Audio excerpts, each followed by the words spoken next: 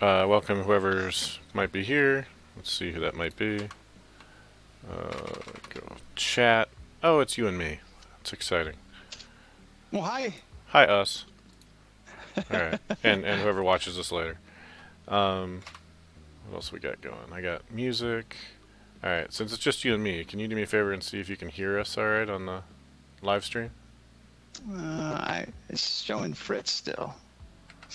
Yeah, well, I just hit live, so it might take a second. Yeah, okay, there you are. Let's see if audio comes through. That probably has something to do with why it's just you and me in the chat. Yeah, it's working. I hear you and me. All right, good. Do you hear music in the background I didn't notice that. Let me check. on the stream?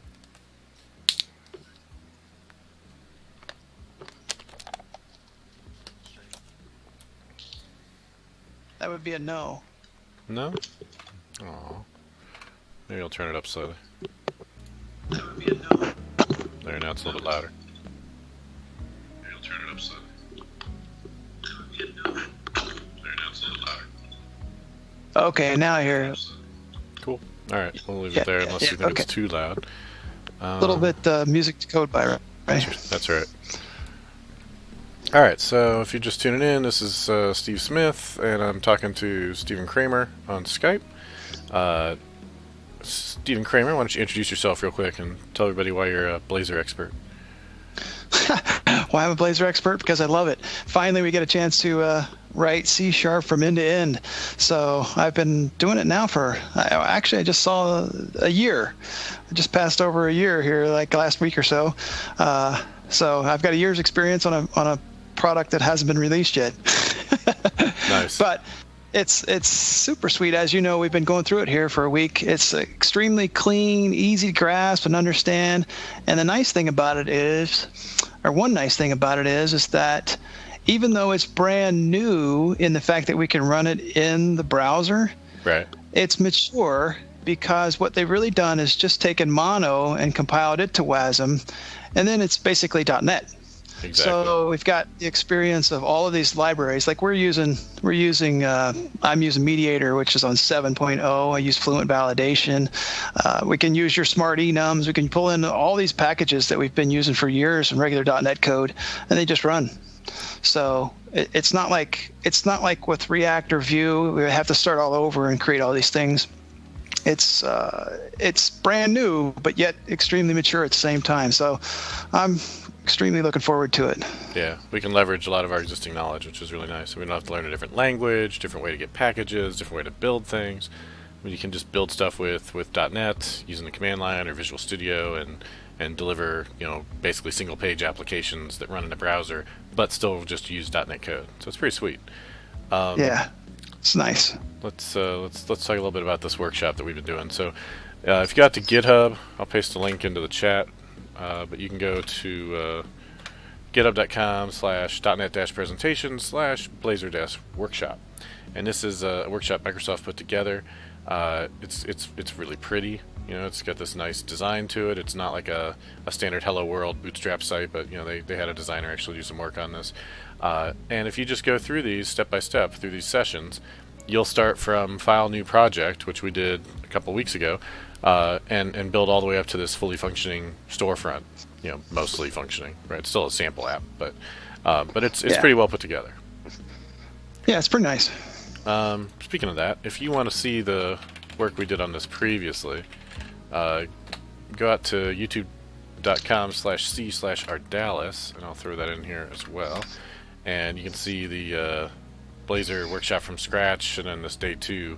So these two videos here are the ones that came before this one. Alright, so where we left off was going to be starting on session number 8, create and use templated components. Right? We did the 7. Did we do the 7 with the track the map real time? I thought we had that working. Am I skipping ahead? Let's see. I don't remember. Maybe we didn't. Let me run this. We'll see what we've got. Alright, so I've got stuff. Here's my pizza. We had our orders. I remember our orders show up and they updated. Right, we did sign in. Yep, our authentication worked. Of course, this week I decided to use a new browser window that doesn't have any of my remembered stuff. Yeah, whatever. Come Nor on. nor do you remember it. No, it's in my password manager. Hang on a sec. That's good.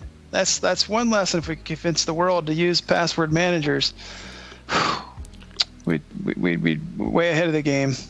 Yeah, it's just. Which one do you use? I actually use an online one called Secret Server. That was built by a friend of mine. It lets you share them easily. So it's meant for use by like internal IT departments. So instead of having to send somebody a password, you can send them a link to something in this online thing, and then they can get it securely, and then you can audit it and see who's accessed which secrets. So, Yeah, we used it.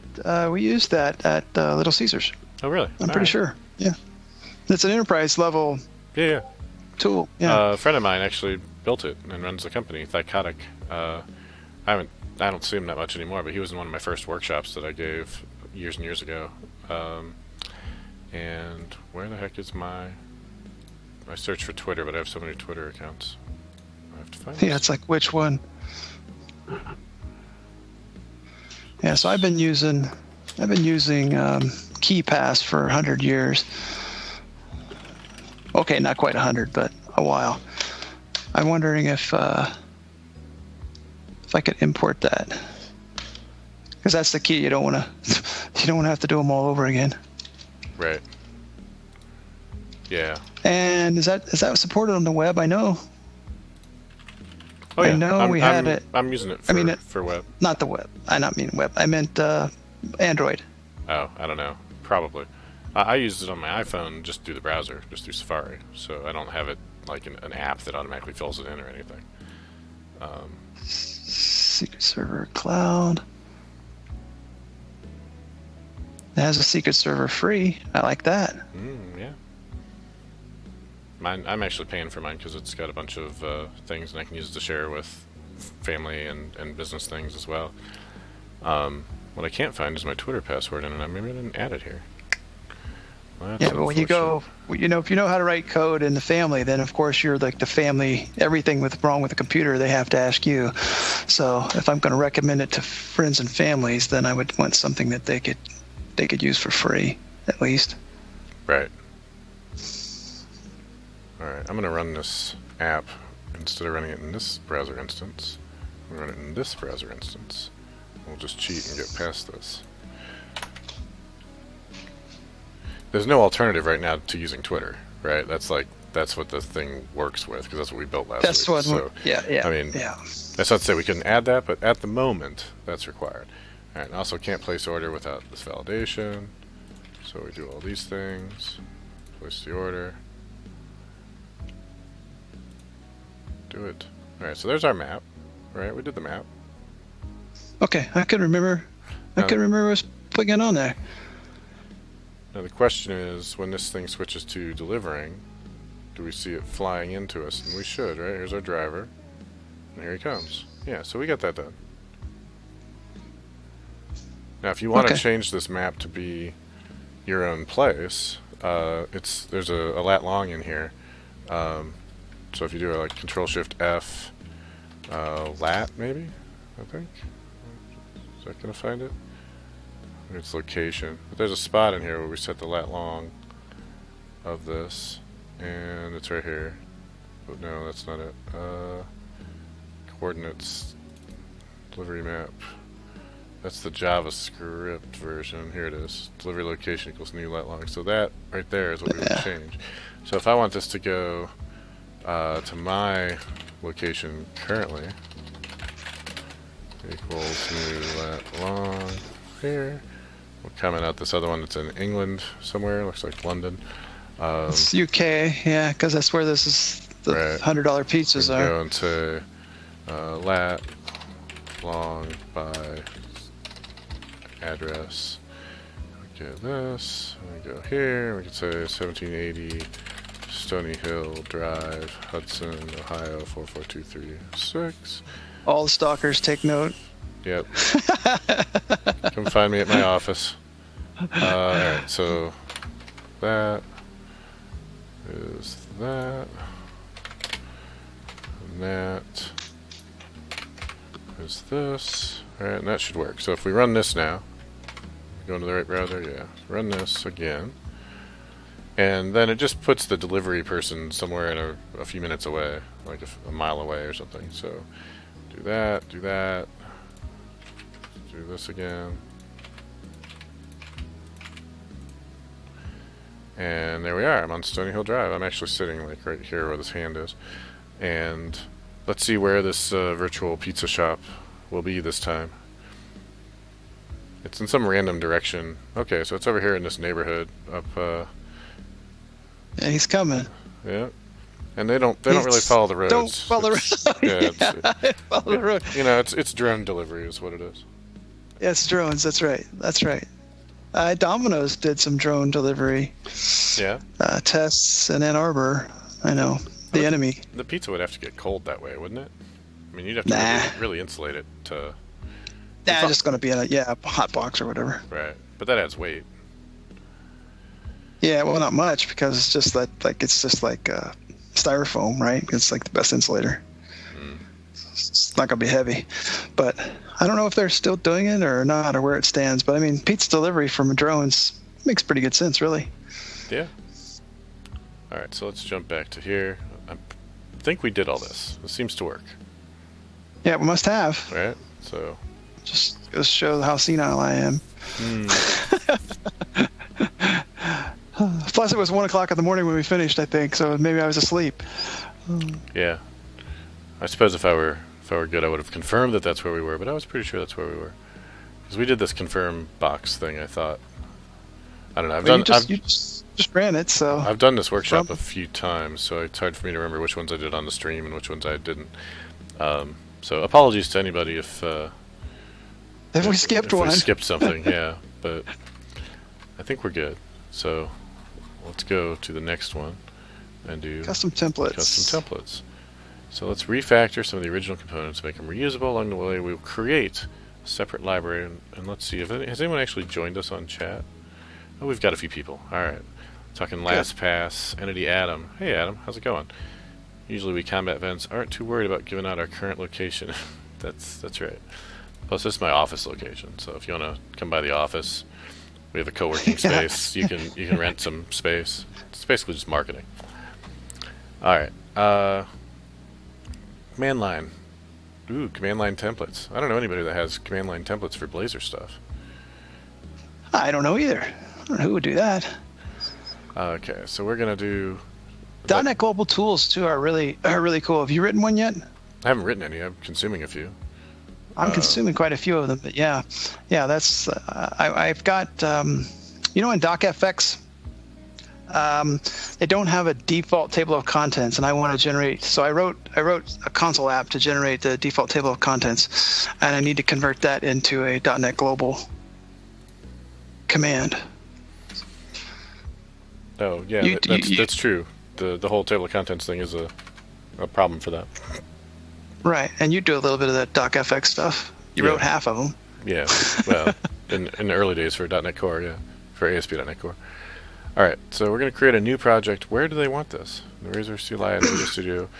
Do this, where your solution file exists. That's what I need to know. All right, so we're going to do that. And your -o is going to create a new directory for the Blazing Pizzas component thingy. So there's my solution. There's my paste. So we're going to say .NET New Razor Class Library. And we're doing this because at the time the workshop was written, Visual Studio didn't support this. It might support it now because we're on up to Preview 6. This month we'll get Preview 7. But we'll just follow the workshop as it's written. And -o, Blazing Components, that's going to be the name of our project. Support pages and views, so I guess we don't want that. All right, so let's do this. Now the other cool thing you can do is instead of having to go into the solution and add it manually, we can just add it right here with .NET SLN. Yeah. Because solution was too hard to type. .NET SLN, add Blazing Don't get me components. started on acronyms. What is the PowerShell plugin showing your Git branch? That is PoshGit. I've had that for so long I'm not sure how to get it, but Posh stands for PowerShell, so PoshGit. How do you install that? PowerShell environment for Git. I don't know what I got it with. You can get it from Chocolatey, so if you do a Chocolatey install, that's probably how I installed it. So just do install you know, if you're using Chocolatey, you can just install poshgit and it's there. Yeah, Choco install poshgit. That's it. That's the easiest way to get it if you already use Chocolatey. So why aren't you using Commander, by the way? I don't know. Why would I be using Commander? For your command shell, the host PowerShell gives you multiple tabs, and it's actually quite nice. I think I've seen it, but I haven't moved to it just because it's one more thing. So there's no reason not to use it. I haven't started looking into it and figuring it out and installing it and all that stuff, you know? Okay, I'm going to throw in the chat my blog post to environment that tells you how to install Commander, and also has the install module poshgit. And there, that's what made me think of it. Yeah. All right. If you scroll so down here's there that link. Commander. Hey, look, it's me. There's you. Yeah. Environment. Oh, I see. This is everything you have installed when you run stuff. Okay. Yeah, it's just like get things set up, but there's Commander there, and then you'll see open Commander in PowerShell and install module poshgit. Okay. Now, do you get Commander just from their site, or do you use Chocolatey or some other package manager? I think I just download it straight from their site. Okay. I've started to really use Chocolatey a lot more than I used to, because I have I have different computers now for different clients, because a lot of them are locked down to where they only want you working on their hardware. And so being able to quickly get up to speed with the tools that I'm used to on different machines, it's way easier to do with just having a script of Chocolatey things. So what are the odds Microsoft just brings those in and makes it the official package manager, considering they don't have one for ever? They might well. That would be nice. I've been rooting for that. Yeah, I just did a Choco install for, what was that? Oh, it's that code coverage thing. One of those I just did.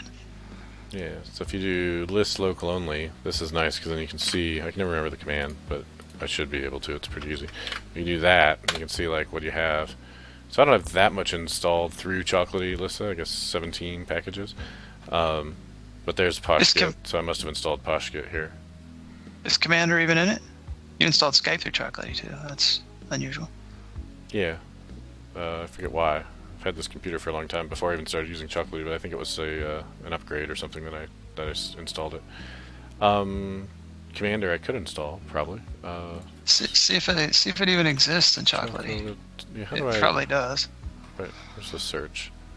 Yeah, that's what it's just gonna go do. They're just NuGet packages, aren't they? Let's see here. Commander. Chocolatey or Commander's an exe. Commander, there it is. Yeah, of course it is. So it's got 207,000 downloads. Is Commander similar to the new tab terminal in Windows?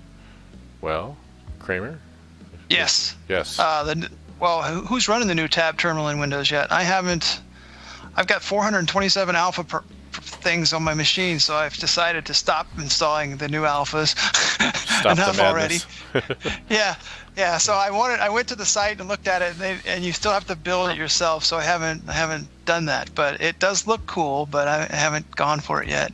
All right, this isn't gonna like take over my computer or anything, so I'll just install it and look at it real quick. This is distracting from our task, but do this. Do we want to continue? Yes. This is also like, hey, here's how to use Chocolatey.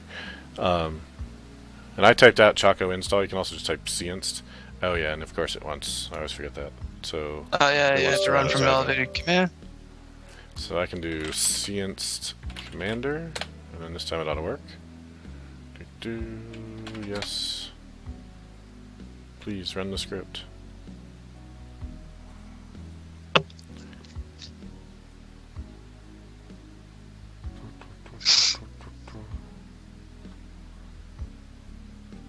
And it's in the Windows Store now, the new Windows terminal, Leglock says. Oh, it is? When did that happen? I don't know. He's saying it in the chat. You looking at the chat? I am now. Do you want to run? I already said yes. Yes, keep running the script. Okay, so what am I searching for in this? What do they call it in the store? Ask Leglock.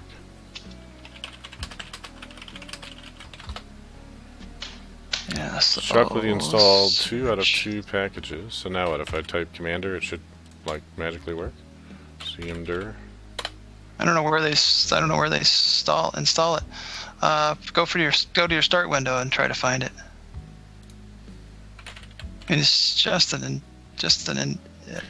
Yeah, see, Chocolatey installed it, and it put it in my default Chocolatey, wherever the heck that is. But, let's see, downloaded to app data local temp Chocolatey, whatever, that's that. And I'm sure this one did that too under C tools commander. Alright, so path and variable does not have it, adding it. Alright, so if I create a new PowerShell. Open a new shell, it would be there. And we say commander. Bam, there we go. So yeah, there you go. There's commander. Now, why did I want commander? I don't even remember now. But Control T, hit Control T. Should open up a little dialog. Hit Enter. Should open up a new one. I set, if you follow those directions on my webpage there, I change it to PowerShell because you're in a console app right now. But you can get Control T again, and it'll open up. You can select PowerShell from that list at the top. Startup command or task. Drop down. There'll be a PowerShell there. Right. PowerShell as admin. PowerShell whatever. Bash. Yeah, Windows Subsystem Linux for Bash. And they're all managed. They'll all be on tabs, and you can add hotkeys. Oh, by the way, copy and paste. Anything you click in there, Control-click will open up web links from there. Nice. It's just a better experience. Now, the new terminal that he's talking about is supposed to be super sweet.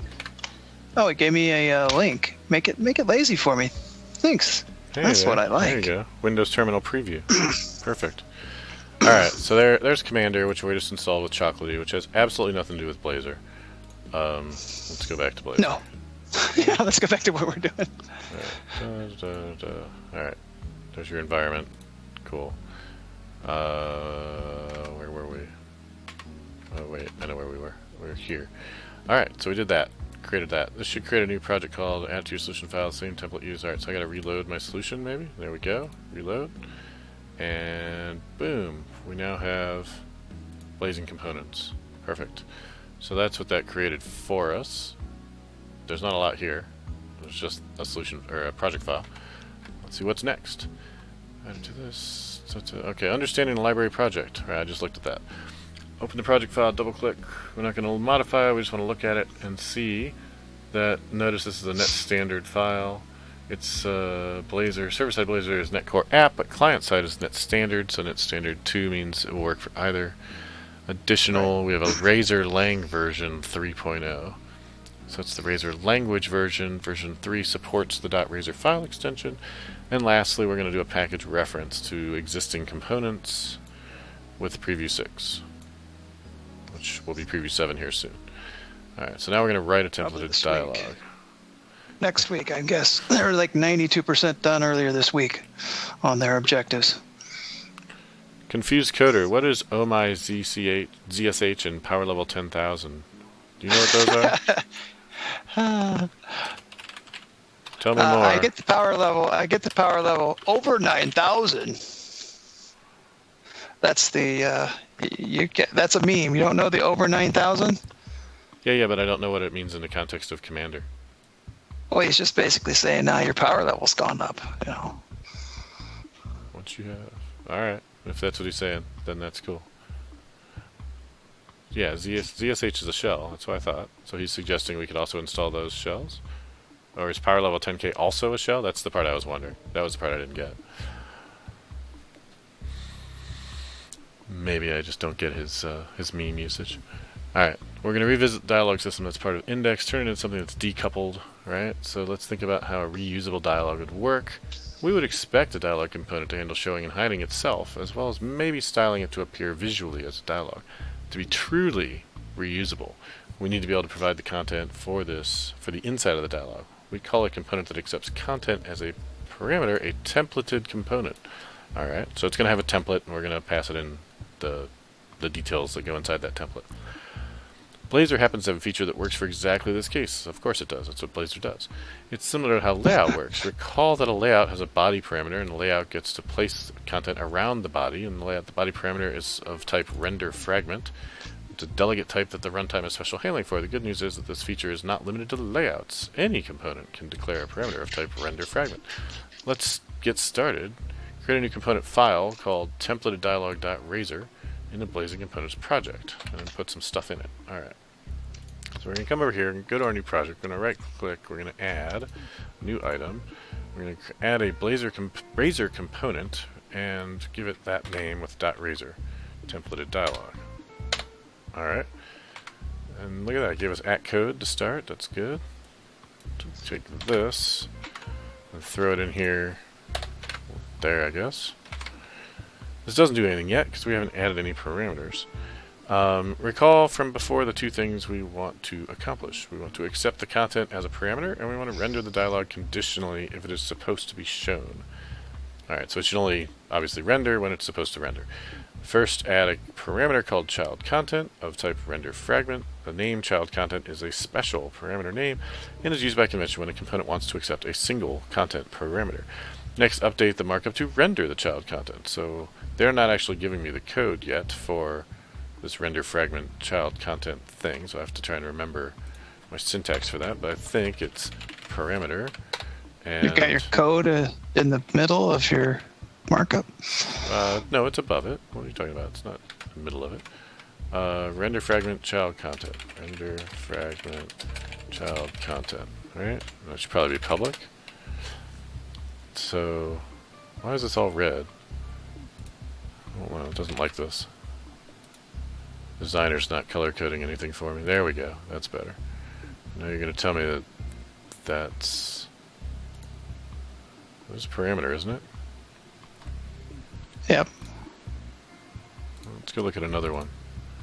It is parameter. There we go. So it needs to be a property. Get set. All right, that's what I need. And you think the code should be at the bottom, is what you're telling me, right? Just convention at the bottom. So. Yeah, and I we think it tested should be last time in a code behind personally, but I don't know if that's going to make it into this one either. Yeah. I don't know. I didn't find it in the milestones, but Dan's mentioned it on one of my other comments, and I'm also looking forward to factories for the routes. So you can pass parameters into the route factory, and you can, instead of using magic strings when you want to reference a link, you can just say call the factory method on the class. Would be better. And they agree. They want to do that too, but I don't know if it's going to make it this preview 7 or not. Yeah.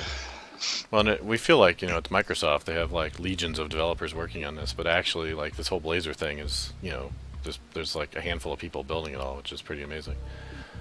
Yeah, they got a little bit of steam here recently, but yeah, there's no more than 10 people on that group. Ryan and Steve Sanderson are two. Right. So doing a ton. My point is that like they can only get so much done in a few weeks or in a month, right? And if any of them like take a trip for the summer or anything, like that's going to slow things down a little bit. Well, if they had too many people, it'd be too many chefs and not enough, right? I mean, right. You wouldn't be able to maintain consistent thinking about it. So, right. I wish they'd slow down. I can't keep up my own open source component. Every time they upgrade, I got to do it. All right. So this thing looks pretty much like a layout page. It is a layout page, right? Yep. Code behind would trigger the web forms developers. I know, but it's not the same as web forms. Confused coder. Oh, you're saying that it is in fact a shell for Windows Subsystem for Linux. All right, that's cool. All right, entity add. And the reason it's not in the code behind is based on Vue, React, Angular, all moving to the same component format, one file for markup, template, and code. Yeah. But there is coming. It's a partial class, and it is coming, so there will be. Right. Yeah. I mean, they're probably not going to call it code behind, but it'll just be a partial class. So having it all in one page like this, you want to talk about being triggered by web forms.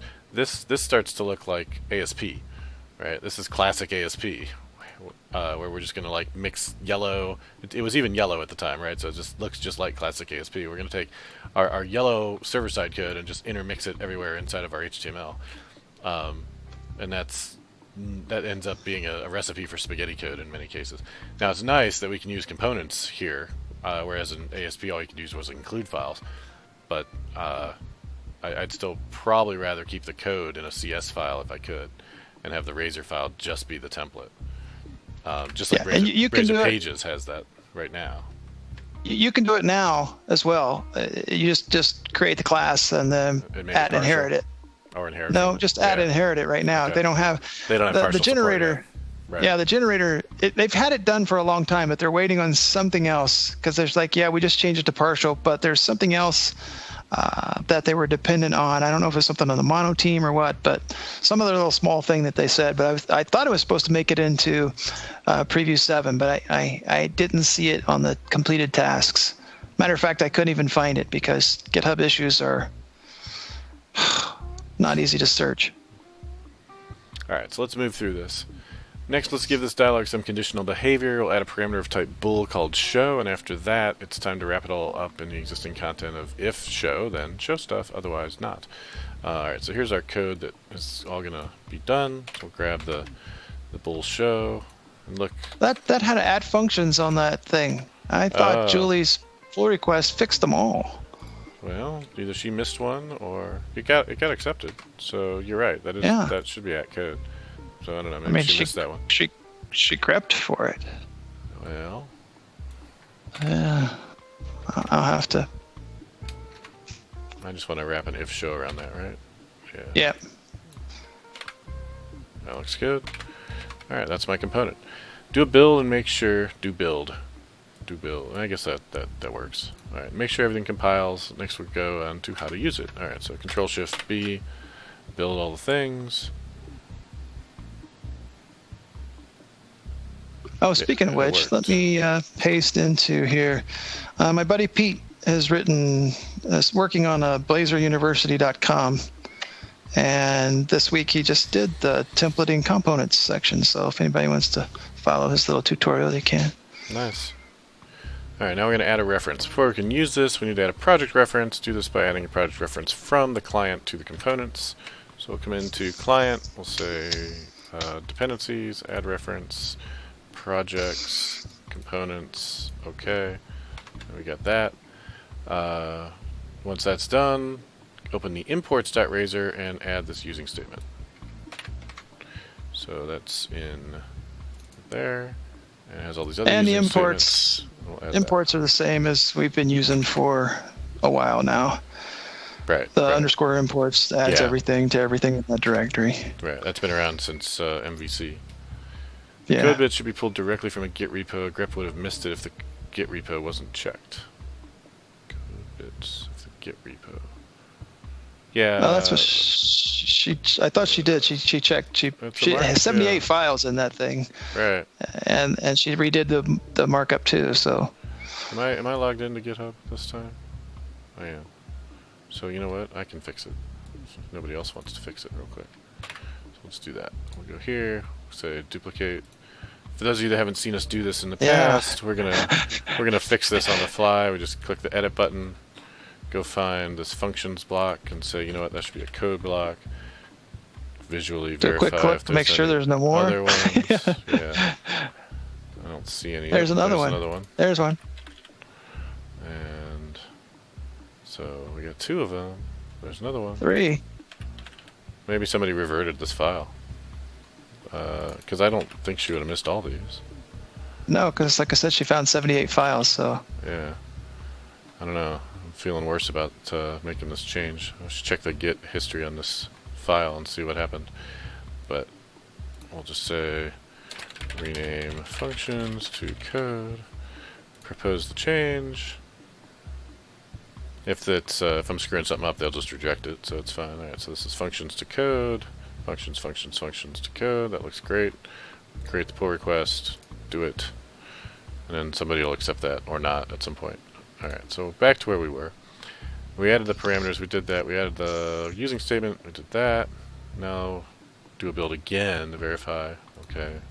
Adding a reference is not going to make my build break. He said ominously. Until it does, right?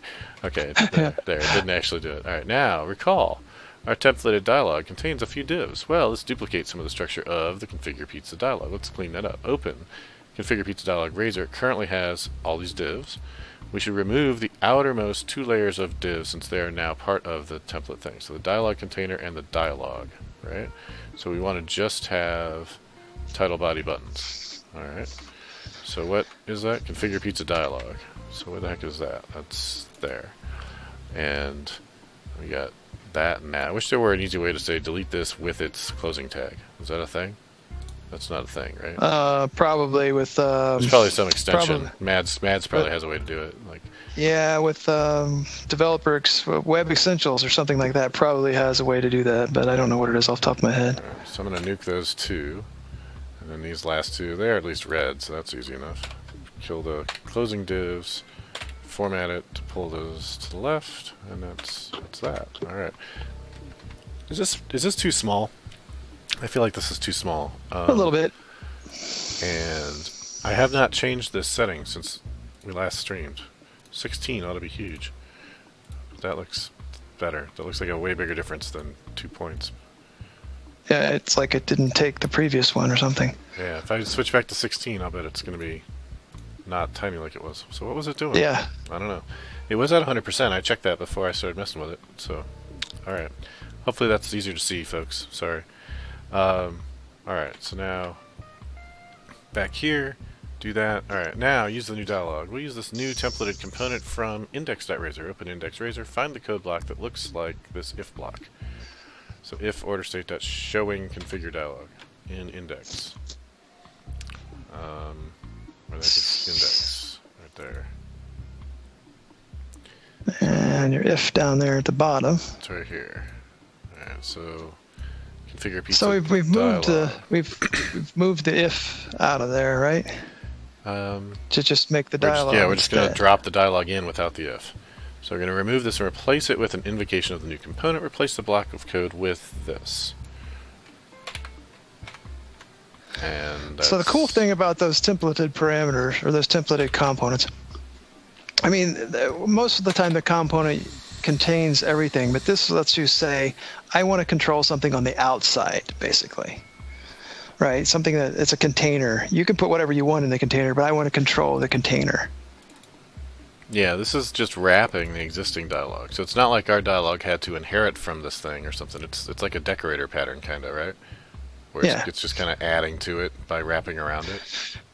Well, kind of like in React, it would be like a higher order component or something like that. So, like I said, it's you can control what's in the container, but I manage the outside piece, right? Right. And because it's templated, whatever we put inside of it is just going to go into this content, this child content spot. Yeah. Yeah. So well, it's very similar. Like I said, it's just like the way we do the layout, the Right. layout controls. Yeah, it's just like a user control from back in the early ASP.NET days. Alright, place this with the following. Okay, the wiring up our new template dialog component to show and hide itself based on order state that whatever. Also, we're passing in some content in the child content parameter. Since we call the parameter child content, any content that's placed inside of the templated dialog will be captured by a render fragment delegate and passed into templated dialog. Note, that should probably be capitalized, a templated component may have multiple render fragment parameters. What we're showing here is the convenient convention when the caller wants to provide a single render fragment that represents the main content. Alright. Actually, that should probably be a markdown note if really- it says note. It really should, yeah. It should be like bold or, like you said, a markdown note. Someone else can pull request that one in now that I've shown you how easy that is. Alright. At this point, here, I'll give you the path if somebody wants to play with it. Boom. Go make your first pull request to a Microsoft repo. Alright. At this point, it should be possible to run the code and see that the new dialog works correctly. Verify this is working correctly before moving on to the next step. Alright. So we're here. We're going to build it one more time. I don't even remember when this thing is supposed to show up. This is for when I want to order a pizza and I want to configure toppings and stuff, right? So Yeah, I don't remember which dialog we're looking at. I think it's this dialog right here. So we've shown this was working before, and we just totally refactored how it works. And we're going to add some lobster on our pizza, and we can cancel it, and we can bring it back, and change it some more. So yeah, so everything about this thing still works the way it did, so that's cool. But now we've pulled that into a reusable component, and theoretically, we're going to use it again, because otherwise, why did we bother? Right, we're going to use. You're going to build another one again. All right, so that's that. Hey, somebody just followed. I have a thing somewhere that tells me. It's this On one. your- It's that one right there. I got the audio. Stream So, events. anti-aware, thank you for the follow. Appreciate it. Alright, so let's now come in here. Now that we've done a basic template dialog, we're going to try something more sophisticated. Recall that the myorders.razor page shows a list of orders. There's another fix for somebody. Go fix that. Shows a list of orders. It also contains 3 state logic: loading, empty list, and showing items. If we could extract that logic into a reusable component, would that be useful? No. Oh, well, sorry. Yes. Yes, I guess it must be. Let's give it a try. Alright. Start by creating a new file, templated list.razor in there, and we want this to have a few features. Alright, so a templated list.razor component. In here, we're going to add new item, razor component, templated list.razor. Okay. Async loading of any type of data. Separate rendering logic for all 3 states: loading, empty, or showing items. We can solve the async loading by accepting a delegate of type func task list of something. We need to figure out what type that something should be. Since we want to support any kind of data, we need to declare this component as a generic type. We can make a generic typed component using the type param directive. So place this at the top. Alright, type param. Have you used type param? I have not. Oh yeah. Oh yeah. Well, that's what I remember. All of my questions I've had this week are on generics and expression trees, right? All right. It's got type params all over the place. Multiple generics. Making a generic typed component works similar to other generic types in C#. In fact, type param is just a convenient Razor syntax for a generic .NET type. Lowercase, hard to see note again. We don't yet have support for type parameter constraints. This is something we're looking to add in the future. Yeah, it's one of my favorite features of generics is that you can constrain them. So it'll be good if they add that in the future. Now that we've defined by a generic type parameter, now that we've defined by, who wrote this thing? Now that we have defined a generic type parameter, get rid of the word by, we can use it in a parameter declaration. Let's add a parameter to accept a delegate we can use to load data, and then load the data in a similar fashion to our other components. So here's another, oh, of course it is, we didn't get our pull request accepted yet.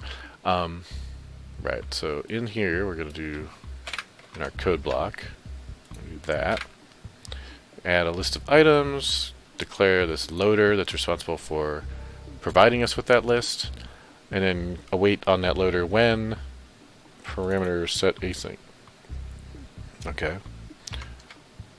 Since we have the data, we can now add the structure of each of the states we need to handle. Add the following markup. Okay, so this goes up here. Probably don't need that templated list h3. So if we're null, we'll do nothing. If there's no count, we'll do nothing. Maybe we'll change that in a minute. Otherwise, we'll loop over the items and do something with each item.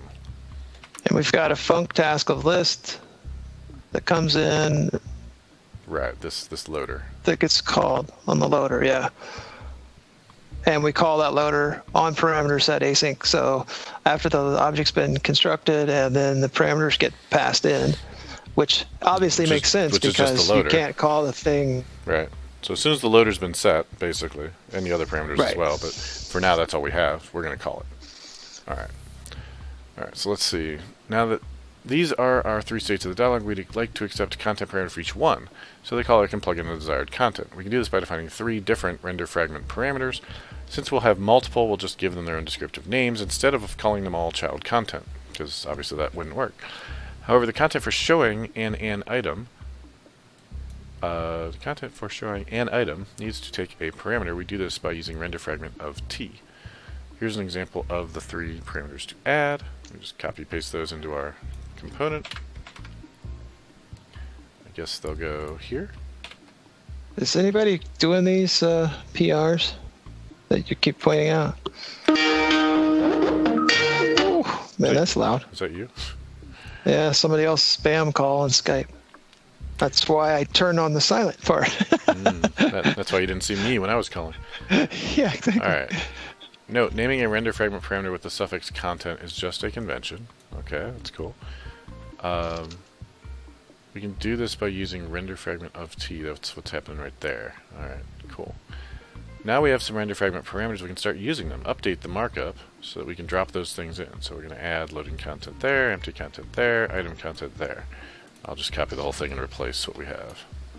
Yeah, but it's nice that obviously you can do. You're not stuck with just one child content, right? Right.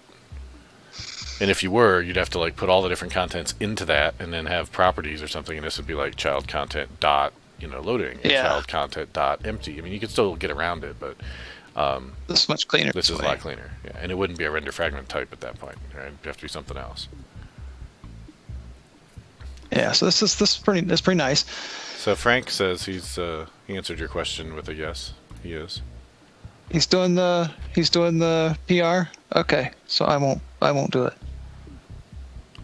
All right. The item content accepts a parameter, and the way to deal with this is just to invoke the function. The result of invoking a render fragment is another render fragment, which can be rendered directly. All right. New component should compile at this point, but there's still one more thing to do. We want to be able to style the div with another class, since that's what myorders.razor was doing. Adding small extensibility points to plug in additional CSS can go a long way in reusability. Let's add another string parameter, which is going to be that CSS class, right? It should look like this. There's our list group class thing there. So we're going to be able to set this class by passing it in as a parameter. The problem with this that I worry about is that now it's not going to be standard HTML, right? This fancy parameter is not going to be something that anybody else's tool that opens up this Razor page is going to be able to see and know that that's CSS, right? That's CSS, yeah. Yeah. So I'm not keen about that, but let's keep going with it and see what it looks like. So here it just gets added as an @ onto the div class. That part's fine. I like that. So it just goes there. All right. That's easy. That's not so bad, right? No. Because they're going to see it's in the class parameter, so they're going to quickly recognize that that's a class. But contain that. The complete file should look like this. That's pretty much what we've got, I think. So now we want to use it. To use the new templated list component, we're going to edit myorders.razor. First, we need to create a delegate that we can pass to the templated list.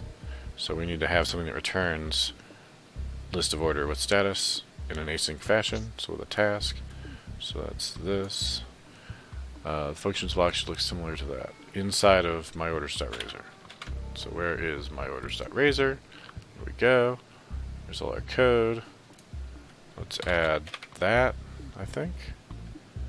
Task of list load orders, right? Well, that's the method. But where are we calling this? All right. So this matches the signature expected by the loader. So we have to pass that function in to when we're going to put this component in there. Drop it into div class main and then add loader. So the compiler will complain about not knowing templated list. It's smart enough to perform type inference like normal C#, but we haven't given it enough information. All right, so let's just take this for now. I was trying to show you. How that works. That's why. Right. Like this whole block goes away now. Right.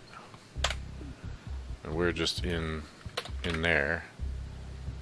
And this is going to be red, and it says cannot be inferred based on the values provided. Consider specifying the type. All right. So it doesn't know what T item is. But when we pass it in the loader, it's going to give it enough information to figure it out, because loader is now a concrete type, or specifies a concrete order with status. So because this specifies order with status here, now templated list can be bound at compile time to that order with status type. Right? Is that what they're telling us? Yep, that's right. And that's pretty sweet too. And there's another note right there. It could be manually specified as well. In this case, it's called T-item. There's some case where it's necessary, so it's worth knowing. You can just say T-item equals. We don't need to do it right now because it's inferred from loader, but honestly, this is probably more clear, right? Like having to know to go look at loader. You have to look at this to figure out that, right? I don't think so, actually. If you make it generic, I've done it both ways. So I tend to not put the type in if it can be inferred, just like you would do in the C#. It's definitely less. Yeah, it's definitely less code. But it does seem to me like a little bit of indirection. Now, if this has IntelliSense that would tell me the type, that would be nice. Then I'd be cool with it, right? Because if I could mouse over this and it said, oh, it's a templated list of order with status, right? Or list of order with status, rather. But right now it's just telling me it's a templated list of T item, and this, Loader tells you what it that is, tells me but- it's order with status. So that's not so bad. Okay. And as long as it's small like this, like they're literally separated by 10 lines, then that's fine. If this goes into a code behind, like I'm saying I want, then this becomes less clear.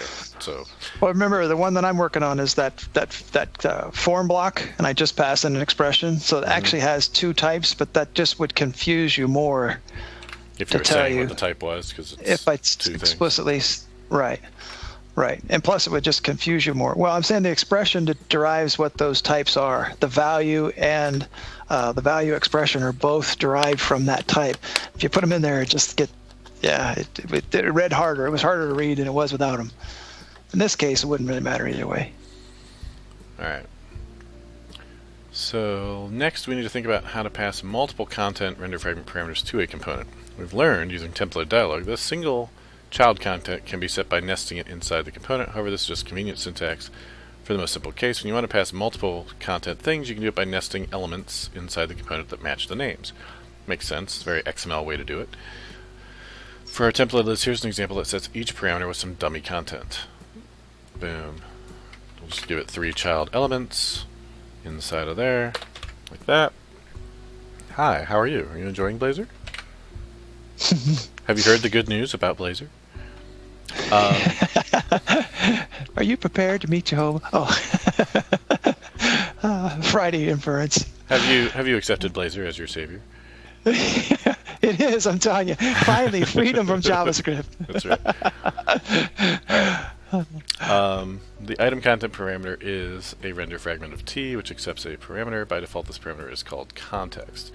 If we type inside of item content, then it should be possible to see that @context is bound to a variable of type order status. Okay, read that again. Tell me what the context meant.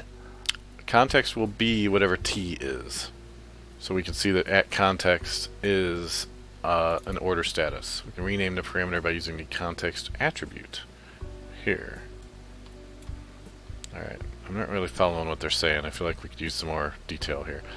So if we type inside of item content and do something with @context, here we are, item content, @context, dot, and this thing is Whatever that item order is. with that, status, right? because it gave us back a list of order with status, and this we typed this in our thing. Here's our templated list.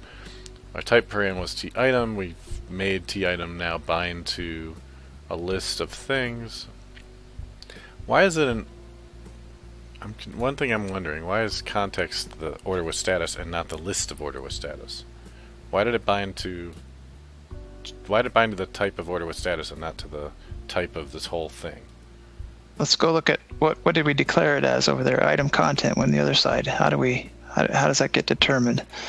So the t_item type is the type parameter. So that's going to be why. Right, because we're already inside the for each at that point. All right, that makes sense. So here's where we told it what item content expected. Okay. Yeah. So if we had done this outside outside here and said it was whatever items was, then it would be a list of t_item. All right, that makes sense. Okay, so @context is not the name we want to use. We can strongly bind it here and rename the parameter by using the context attribute to be item. So instead of having to use context, we can say here context equals item. Now this matches I like that. what we had before, and now I can say item dot, and we get the same thing. All right, that works. That's nice. So that's like naming your variable. I wouldn't have named it item, but because that didn't help me any. But I'm sure they're naming it item because that's what it is here, right? They're I'm saying a group of items. In here it makes the sense to be item, right? But on the outside where we know what the type is, why wouldn't I call it order with status, right? Here? Yeah. Or order. Or maybe order makes order. More sense. Yeah, whatever. Yeah. Right. Because now I know what the item is. I can use that. Yeah, that probably does make more sense. Item is pretty generic. All right, so now we want to include all the existing content from myorders.razor. So putting it all together should look more like the following. Let's just grab all this and then we'll look at it. So copy. I grabbed everything from main on down. Now, do we still need this other method here? I think we do. Yeah, we still need to fetch the orders. That still stays. Yeah, that's. Or does it? Wait a minute. These are it's not. These are the it's same. going to go away. Those are the same. This one can die. It's going to go away. Did it tell us to delete it yet? But it's going to go away. It didn't tell us to delete it, but it did say that code should look like this, right? Without it. So I added this, but I didn't replace everything that was there with it. So I think this is what it should be now. All right, let's format, Control KD. All right, so our loader is at load orders. We set the class to be orders list. We're going to say loading when it's loading. We're going to say no orders placed when there's no orders. And we're going to do item as our name, and then use @item to get to the order to do all the things, except for status. So, alright. That works. It looks fine. Why is... oh, I see. Okay.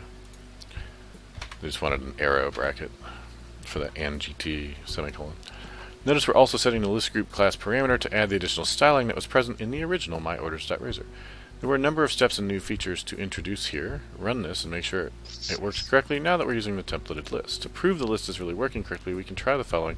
Delete your database and then add load orders to test we're still loading. Alright. So where's my database? Just run it as is first. Just see if it runs. Alright. Which it should. We've copied and pasted everything. Oh, yeah, my dog wants a little. She wants a little fame and fortune for all of our 15 followers. Say hi, Muzz. She's on stream. Where's an order? Right, this is order details that we're trying to see, right? So where's order details show up? That's this? I think after you it's place the order. my order list of things I've bought, right? So here, it's the my orders thing. Really? I don't want to do this. No. Fine. You haven't figured out your password yet, right? No, it's in the other tab. I just need to go over here. So when I tell it... What did you, on a new browser? It went to the other browser, yeah, because it goes to whichever browser you open last. So, and I was using the other browser for some other stuff. Alright, it's that, and that, and that, and that, and that. Place the order. And you have like 4 versions of Chrome installed, right? Not versions, but I do have different logins. Right, so this one's logged in with my one account. I mean, yeah, you have a different tab for each to log you in as a certain person, right? So you don't switch back and forth. Right. Yeah, so this is I have it per email account basically. So this is my main email, and then I have another one for a different email, and another one for a different email. Alright, so what were we trying to see here? This was, if these were empty, it would show us the empty one is what it wanted us to delete the thing for, right? Because we can't see all the steps of the dialog unless we have the one that's nothing, no orders to show. Right, and we can't see loading unless it takes a long time to load. So they wanted to add the wait delay, right? Yeah. So and it was this one that has the instructions, and it says await task delay 3000. So we can go over here and put this right there.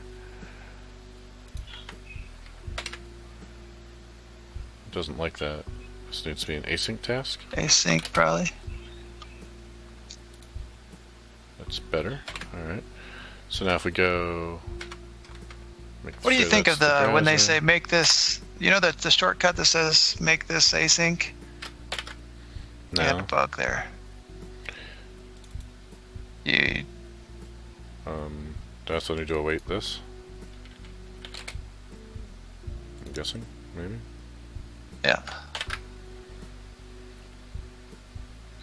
You know, there's a shortcut that you can say make this method an async, but it adds the word async to the function name. Right. Drives me nuts.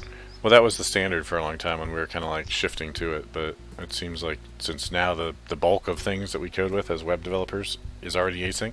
Async. You almost want it to like assume it's async, and maybe you just need sync on the end of ones that aren't.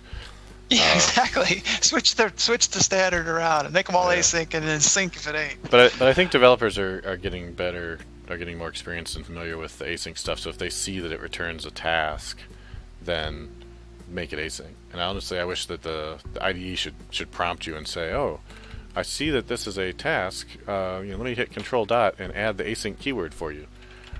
If we knew anybody that could write an analyzer, we could probably do that. I'd also like that for interfaces, right? If I have an interface and the interface has task of whatever, and I say, implement this interface for this class, it gives me a whole bunch of things with no async keyword. Like, I'm pretty sure I want these to be async. Yeah, most likely. All right, so let's run this again. Did you delete the DB? Not yet. No, I did not. But I added the delay is what I added. All I need to do is this. So there's the loading. So you should see the loading. Yeah. There we go. So there's our 3-second load. And if we want to see the node content, then we can nuke the DB. Goodbye. And like the suicide bomber instructor said, pay attention, we're only going to show you this once. Loading. Why is it saying loading? Nothing. Because it's still got the delay, right? It still had to go look for it. Delay, yeah. Yeah. All right, so that's all works. Order some pizza. Order some pizza. Okay, so now we're back to here. We did all the tests. We're in the summary. What have we seen in this section? It's possible to write components that accept content as a parameter, even multiple content parameters as different XML or HTML elements. Template components can be used to abstract. Like showing a dialog. That makes no sense at all. What were they trying to say? Yes. So Fred or Freduluca. How are you supposed to say that? That's Frank. Just call him Frank. Okay, Frank. Hey, Frank DeLuca. Frank's working on that, so. Templated components can be used to abstract things like. Should it just say things? Just rewrite the sentence when you get there. Yeah. Template components can be used to abstract like things. No, things like. Can be used to abstract things like showing a dialog or async loading of data, right? Abstract things, yeah. I think that would work.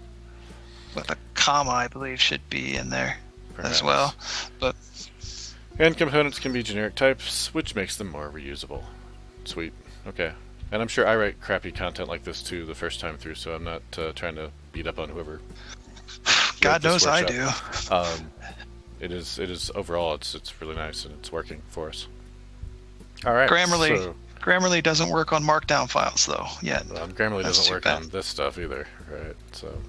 Nope. All right. On to the next section.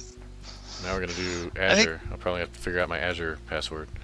I think we're done, right? This is the last one. Publish and deploy, man. Sweet. It wouldn't be a Microsoft workshop if they weren't trying to get you on Azure.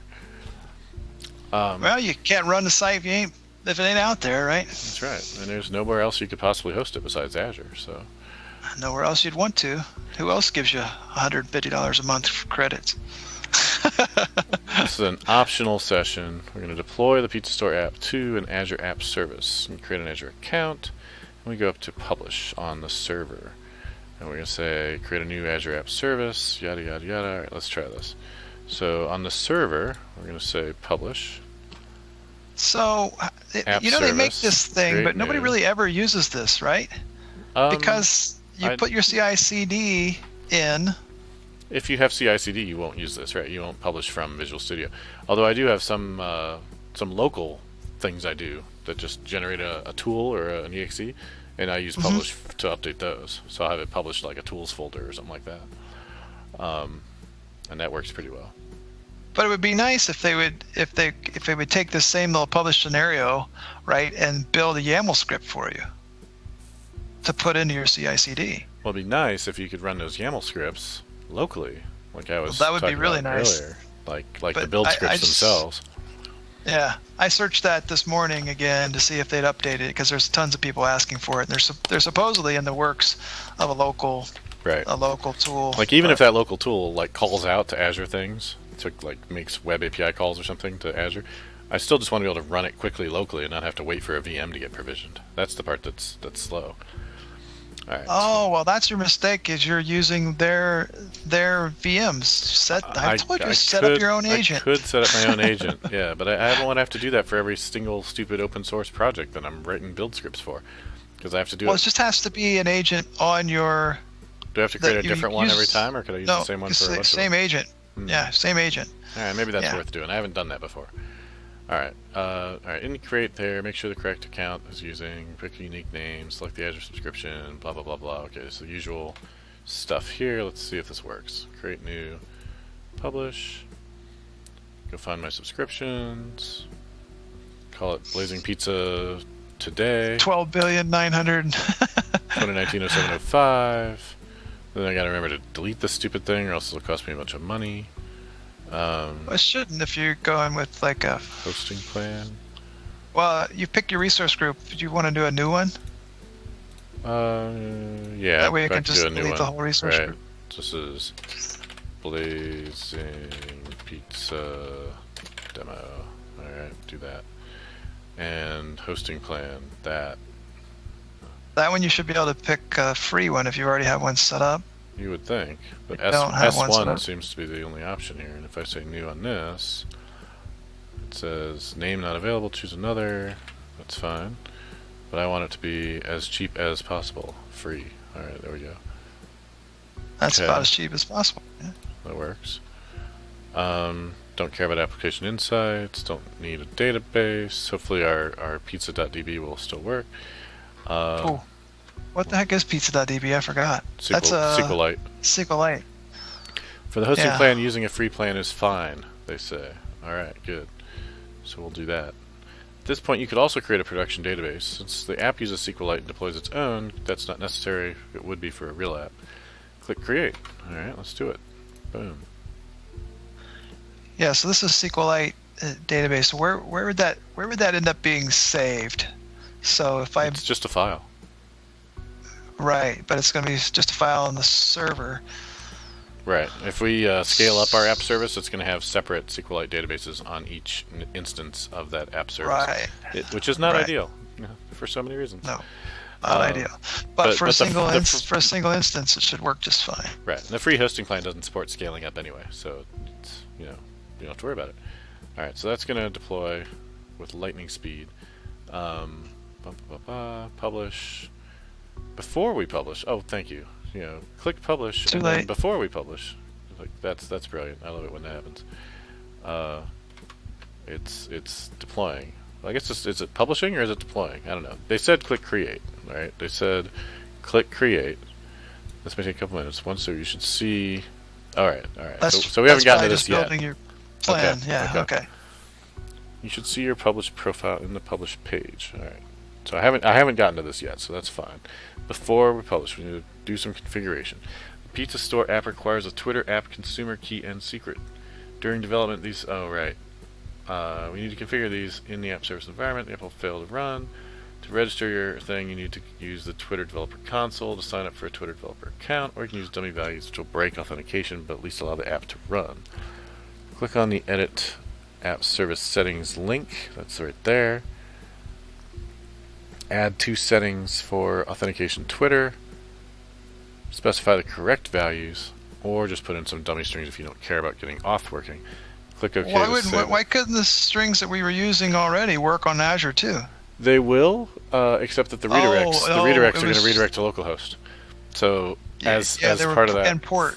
right? That's right. Right. So if I try and log in with this, well, I haven't actually published it yet theoretically. ASP.NET Core module in process handler load failure. Okay. Well, your application requires Core. Azure App Service currently supports these. You have to go add the extension. They don't bother to tell you that. No, that should be on the workshop. It should. Yeah, you have to go into. I've done this a few times. You have to go into your Azure portal and add the extension. That's worth doing though for people so they'll know how to do that.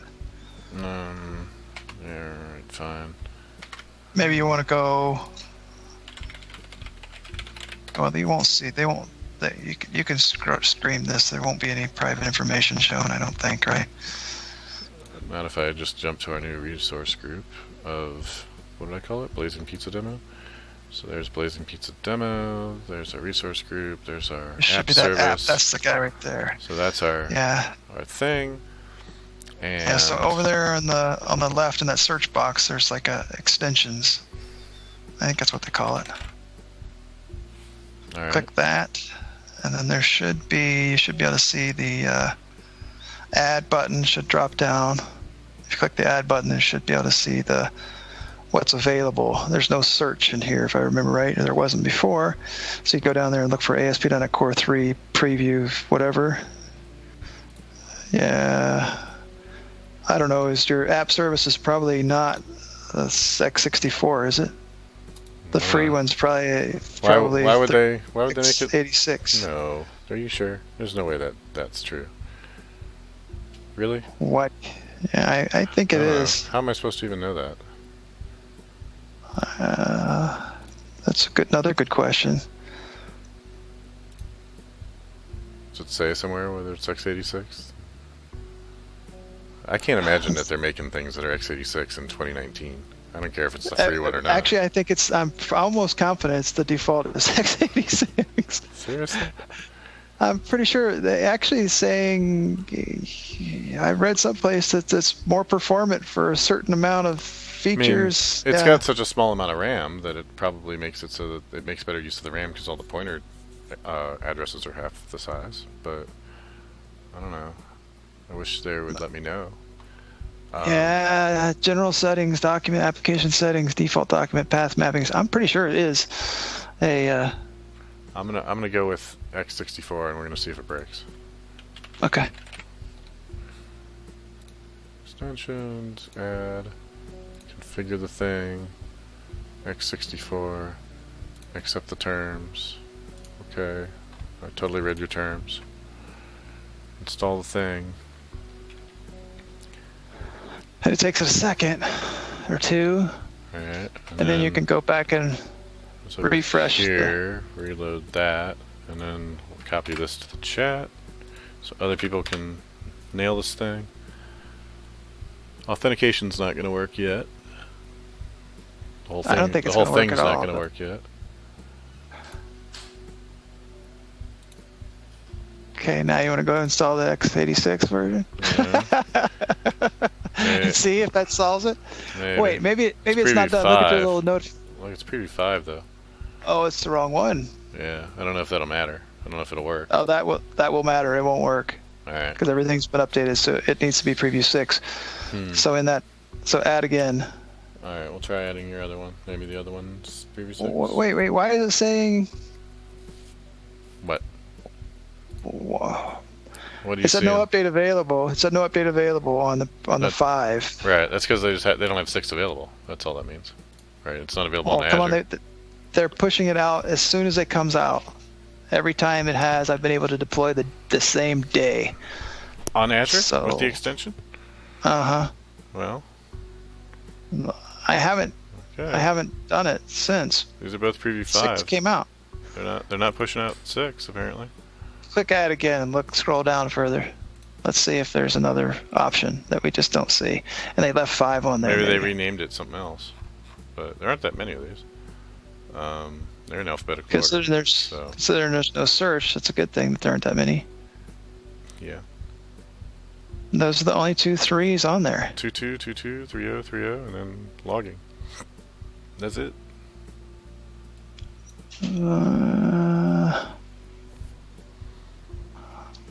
Oh, that's new.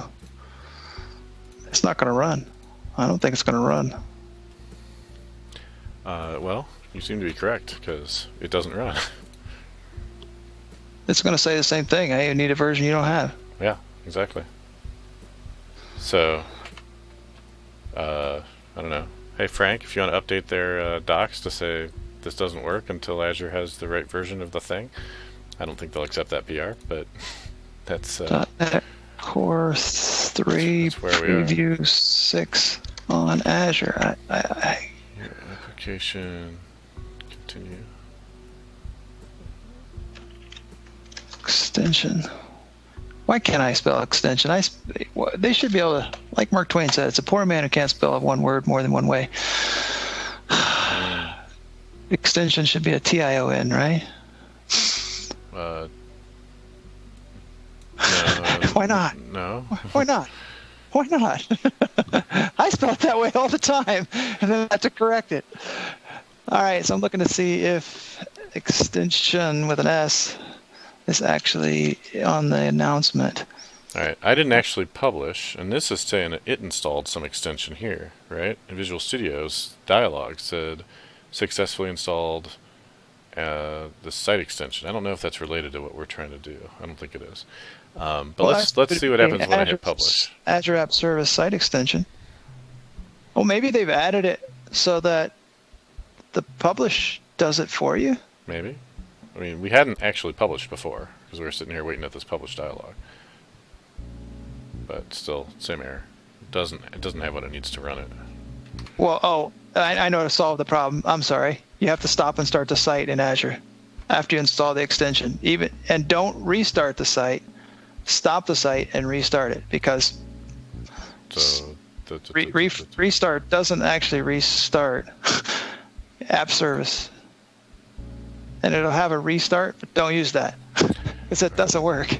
Okay. Which makes sense, but it's the case. Stop and start. And now try it again. And then cross your fingers. It's still stopped. Now it's unavailable. Is this progress? This is progress. HTTP 503. And we're back to this. ASP.NET Core Module. This ANCM thing, like, really? You couldn't put ASP.NET Core Module here? Now people have to Google for this when they don't know what that is? Yeah, it's still not working. Let's see. Yeah, well, I think it's... View the logs. Where's the diagnostics on this? What diagnostics do you want to see? You have to go to the kudu or whatever the heck it's called. I thought there was a way to view the logs directly from here. I've done it before. There is. You don't have to go into kudu. Yeah, there's a log stream. There we go. There we go. And I have to turn that on, so go into app service logs and say application logging. Sure. I don't know. I'm not using any blob storage, so hopefully that's enough. Detailed error messages on as opposed to undetailed? I don't know how long the details are. Well, it's definitely streaming stuff. Internal server error. IS, yeah. Somebody's hitting it. Probably one of our many people that are viewing this are trying to hit it, and it is still not working. And detailed error information. Oh, that's how you do it. But I've never seen them not. Wait, it said something about the authenticated user not having access. What authenticated user? No, there's no authentication for the start with, right? I know, but the authenticated user does not have access to permission to use this DLL. Request is mapped to a managed handler, but the .NET extensibility feature is not installed.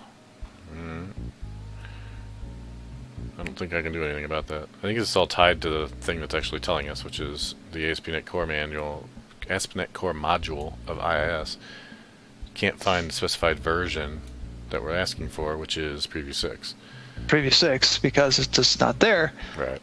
But so I can't believe that's the issue. So when Azure supports Preview 6, this will start to work. And since it doesn't, it doesn't. Okay, so here's another guy saying, when is Preview 6 available extension on Azure App Service? Man, the last time on 5 it came out the same day. Can Blazor app that is using Preview 6 be published to an Azure App Service? We're having an issue with this. As we use non-self-contained, there are no extensions. We can install the App Service 6 for Preview 6. Yeah, Sanderson said he updated this to Preview 6 22 days ago, but I think he only updated the code, not anything to do with Azure. This so you could do the PR. All right. You could do the whole self-contained thing. They don't talk about that, do they? No, they don't, because they told us to publish and it should just work, but that's just not true. So that requires an issue. Yeah. 15 days ago, somebody said this. When trying self-contained, I found no way to get this to publish to Azure and work 9 days ago. Follow the instructions to the letter and you get this. Yep.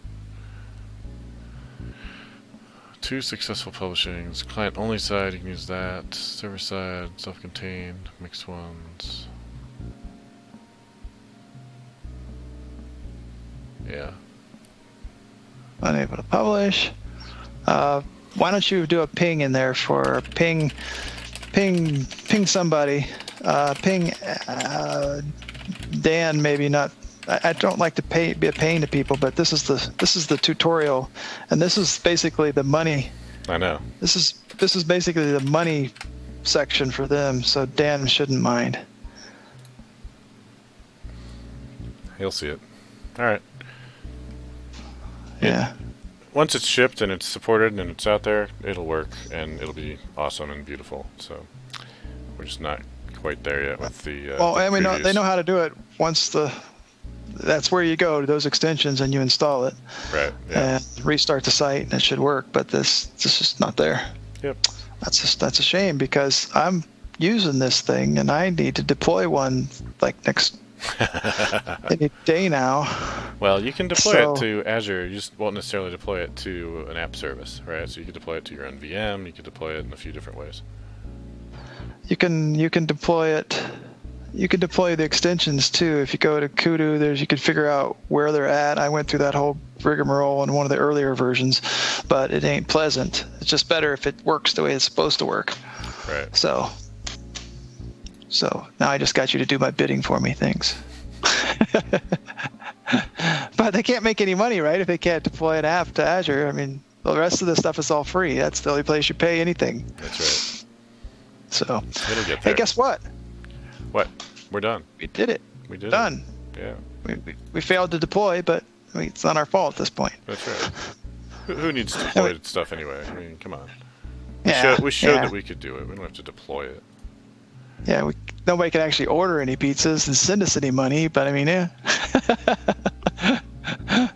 That's not important. The important part is that we accomplished something. We feel good about what we did. Yeah. We need that. You need to add that to your little launch pad. What's that thing called? That little push button gadget you got? Oh, the Stream Deck. Twitch. Stream Deck. On my machine? Yeah. Yeah, works on my machine. That's a common one. That's right. Yeah, I don't use these sounds very much. They're not part of my workflow yet. Plus, I got to lean way over to get to this thing. Maybe I need to make it closer. Yeah, I don't have anything that sounds like it works on my machine. That's not like from a movie or anything, though, right? I need like a movie quote that sounds like that. Yeah. I don't. I'm sure there's a meme for it, though. Oh yeah. I could set it up to be a thing that pops up into the stream with a graphic. That would be something I could do. I don't have any of those. There's t-shirts for it. Meme sound effects for editing. Nope. There's the badge, right? You've seen. Oh wait! I just saw sound effect. Soundboard, free effects, meme. Oh no, not that. This coding horror badge has been around forever. Or this shrug one, I guess. Yeah. Right, so, and I could set up something on Stream Deck that like pops up one of these as an overlay on the stream. My stream doesn't have as many bells and whistles as most people's. Let's get Dev Better Site to do code coverage first before we worry about. Right. Yeah. So my machine Stream Deck stuff. Right. Exactly. That's my biggest problem. I always think functionality comes before marketing, but the truth of the matter is, you can sell vaporware, but if you don't have any marketing, it don't matter how good your product is. All right, so I think I'm going to call it for today. I think we're good. I don't need to fill half an hour here. Early. You can go to bed early. I can see if there's somebody else that we want to send everybody over to with a raid. C# Fritz is still going. So what did we did the whole thing in two sessions, a little under 3 sessions, right? So we had 2 hours, and then an hour and a half. So 5.5 hours with some breaks to go play with other things. Yeah. Ed's on right now. Charbonneau, he's doing more Blazor stuff. So if folks are watching this, they're probably interested in Blazor. They'll probably appreciate going and seeing what he's up to. So I'll send everybody over there, and I'll pop in and say hey, and then get on to some other things, and let you get to bed. All right, man. Appreciate it. Good night. See ya. Thanks everybody for watching. Catch you next week, hopefully.